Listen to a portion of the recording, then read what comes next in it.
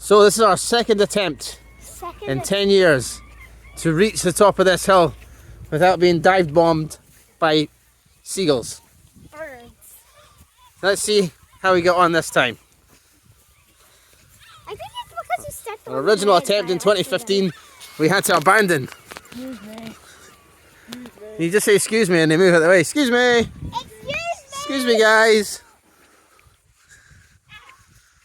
Bro, I have to be honest, they're less this generation of seagull, mate. They're a bit more, they're a bit chilled. A bit more chilled, mate. See the last time, bro, they were total dive bombing us. See, they're not even intimidating at all.